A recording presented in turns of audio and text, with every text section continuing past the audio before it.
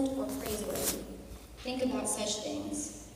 Whatever you have learned or received or heard from me, or seen in me, put into practice, and the peace of God will be with you. You see, when we have negative thoughts, and we think down on ourselves, I tell you, this verse is very empowering. Negative thoughts produce negative thoughts. It's just going to be a downward spiral. That's all it is. You're going to think negative about yourself. You start going in one direction. Have you ever felt down and all of a sudden you just start picking at your flaws? Mm-hmm. We know what our flaws are. Yep. Any one of us can look in the mirror and start picking at our flaws. And that's a downward spiral. That's why God so wants us to look at the most positive things in life. He says, look at me. Worship me. Because sometimes when we get ourselves off of ourselves, we can be a much happier person. He gives us ways to think.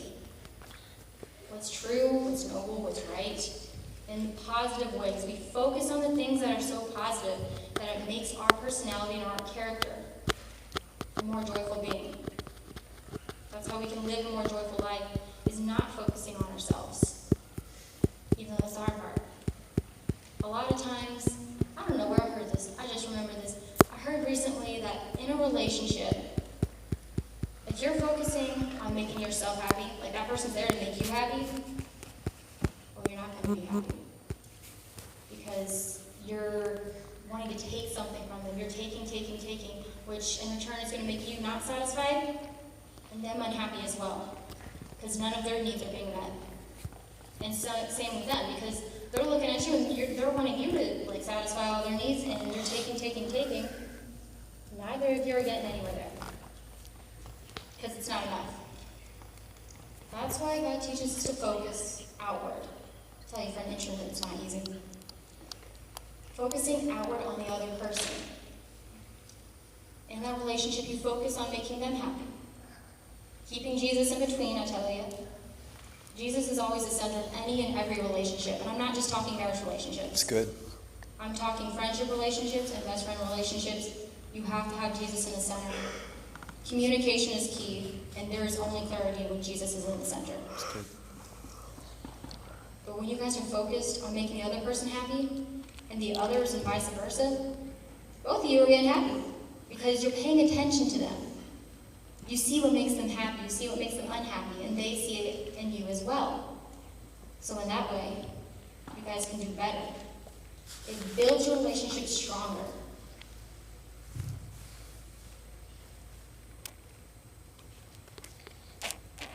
So another part that I found quite funny was when I was going through some stuff, finding verses for purity, which there's an insane amount, I tell you. I mean, you have to look up different words like pure, purity, right ways type thing. There's a lot. We've been talking about purity this whole season, or series.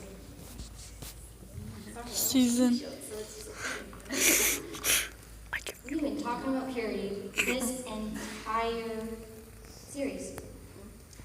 1 Timothy 4:12. Don't let anyone look down on you because you're young, but set an example for the believers. In speech. Pure speech. In the way you speak. Because when you go to school, when you're here, when you're out there, the way you speak is going to show a lot about your character. I tell you, recently my sister met this guy, and she was like, yeah, he's a nice guy, but I don't like his speech. Preach. Right there. That was a turn off for her. He talked ridiculously. You don't do that. She did not appreciate that. Your speech is going to show who you are. Mm-hmm. And your life. And how you walk. And what you do. Do you look like the world? Do you look like what Jesus is not? I mean, that's one way to look at it. Like, what do you do? Like, how do you live? Where do you go? Does it look like Christ when you go there? In situations, when you go to places or your friends are wanting to go somewhere, sometimes you gotta think, would Jesus even walk into that place? I mean, he ate with the sinners, but if it was gonna walk into that place to make his brother stumble or fall, I don't think he would. Because Jesus wants us to live a pure life. In love. Love's kind of a hard one. Because a lot of times people hurt us, and we don't want to love them. Instead, we want to be spiteful. Instead, we want to hate. Instead, we just want to turn away because, they hurt you bad. Maybe it was a bad breakup. Maybe it's a parent. Maybe it's someone who did you dirty in your life. I tell you, it's not easy to love them. It's not easy to forgive them. But the thing is, the tiniest bit of hate in your heart isn't going to hurt the other person. It actually says in the Bible, do not repay them for what they did wrong, because justice is God's. He will take it upon them. Yes, God will bring them to salvation if they so choose, but if not, God will act upon them, not you. And I think his judgment is going to be way better than what we choose to do. You see, the tiniest bit of hate in our heart, it's going to hurt us. It's going to sit there, it's going to rot. And it's going to be a hole in your stomach, and in your heart, and your whole body. It really does corrupt you. There was a situation long ago, I don't know, wacky story, but this dude ended up coming into my life, and things just kind of went south, and I hated him. I tried to say that I didn't. I tried to be fine with it, but I genuinely hated him. Like, I prayed to God he would die. I wished for him to have death. I did not want him even to be exist. He moved away. I saw maybe a couple times since, but he moved away. But I still would think about him on a regular basis and wish for his death because I hated him that much. Hate doesn't hurt them, it hurts you. I tell you, it took a long time to choose to love him and to choose to forgive him. Because you see, love's not a feeling, neither is forgiveness. It's a choice, and you have to make it regularly, like a lot. As soon as you feel that feeling rise up in your heart, it says in the Bible to take every thought captive. You have to grab that thought and be like, nope, I chose to forgive him. Choose to remember the day you forgave and hold on to that. Because over time, you will find yourself, instead of hating them, maybe you hate them a little less. Or maybe when you see their face, you don't cringe. Or maybe when you hear their name, you don't like get all tense and be all upset. It takes a bit. But that's what pure love is. Choosing to love someone, even though they were your enemy. And it sucks sometimes. But the thing is, they deserve Christ's love too. Because we don't always know what they've been thrown at them. I don't know all of your guys' stories. You guys don't know my entire story. So, when you look at it that way, you don't know where they've been. You don't know what happened to them. If you guys think about your stories, I bet there's some things in your life that someone will be talking and telling you to let go, and you'll be like, well, you don't understand. Well, this is the same area. Well, you don't understand what they went through too. That's where, just as God gave you forgiveness, that's where we got to forgive others. Because our Father in heaven, he said, if you choose not to forgive, I will not forgive your sins. And that is a heavy weight to bear. It really is. That's why God stresses it so much. To love others as yourself. In fact, it's his second commandment. That's why he stresses it so much. It's because he knows how toxic it is to our bodies and to our minds and our souls. I tell you, you can have a lot of joy in your life. It may take a couple of years to say, I forgive, I forgive, I forgive. You may have to say it morning and night, but you'll find joy. That is a promise. And then in faith. Sarah gave a really great thing on faith. I applaud her for that. Definitely kicked me in the butt this whole week. Because she said, faith and fear are opposites. You see, this whole week I had to tell myself, I've got faith, I have faith, I have faith. Because all I could feel was fear. I'm very much introverted, and I've got my circle of people. I'd like to stay in that. God's been trying to break me out of that a lot more. It's very difficult. And I tell you, I felt like puking a few times. That was not fun. It's not easy for me to be up here. I mean, I love you guys, I really do. Mm-hmm. But as many faces that are looking at me, it's only very nerve-wracking. I'm a lot more calm than I thought I would be. But I tell you, where faith is, fear cannot. Where pure faith is, fear cannot. Any ounce of fear means you don't got much faith in that area. That means you're going to have a backup plan to rely on. Another thing she touched on. You're going to start trusting and be like, oh, I got a backup plan though. I'm going to put my leg out. And that trust fall with Zane and JJ. He could have put his leg out. That could have been his backup plan, but he didn't. You see, purity is a crazy thing to think about. Because it touches every area of our life. It's every aspect you can think of. In our choices. And how we speak, act, how we think. Sometimes our thoughts are very hard. Our thoughts are hard on us.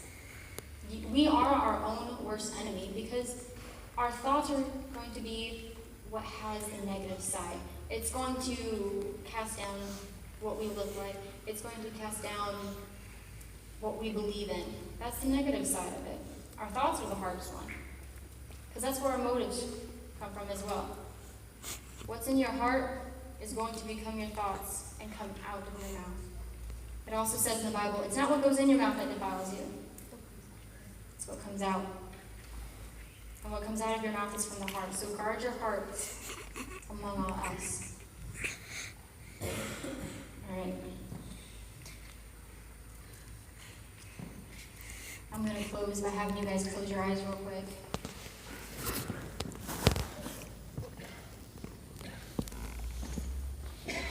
And really think about different areas of your life. Because once you've accepted God into your heart, that's not the end. Remember, we've got to walk it.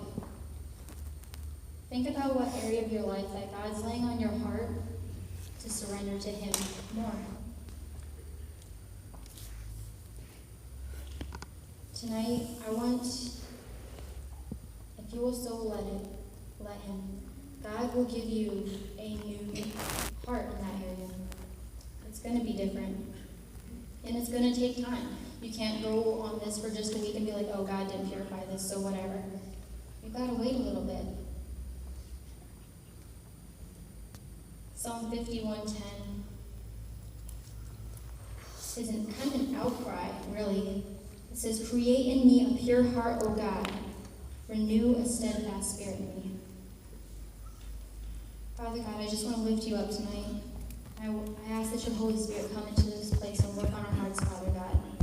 If there is any part of our hearts, Jesus, that we have not surrendered to you or are using as our backup plan, Father God, I ask that you just give us little nudges and teach us, Father God, in what ways we can be more pure in your way, so that way we can ultimately live with you in heaven, Father God. All the honor and glory goes to you, Jesus, in your name. Amen.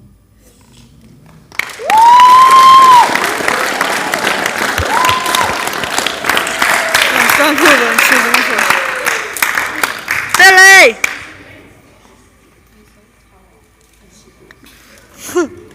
Wow. On video, Wasn't look that at this. good? Hey, look at this on video. Did you guys give her comparison to encouragement? each Just other. give her a round of applause. Hey, you did so good. You did phenomenal. You weren't even nervous. You couldn't tell you were nervous. You had composure. You did so good. I'm so proud of you, sweetheart. You did phenomenal. Man, that was good. I was teaching hard. That was good. That was really awesome. Wow.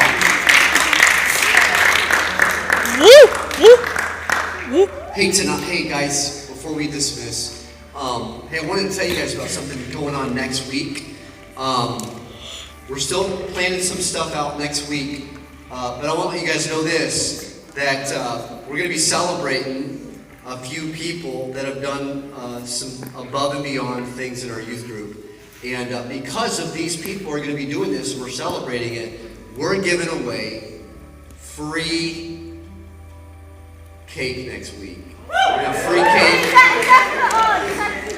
Yep, for everybody. Everybody gets free cake because we're celebrating discipleship next week. So, hey, next week, we're going to have some fun. We're going to do some fun stuff. We're also going to be celebrating things. We got another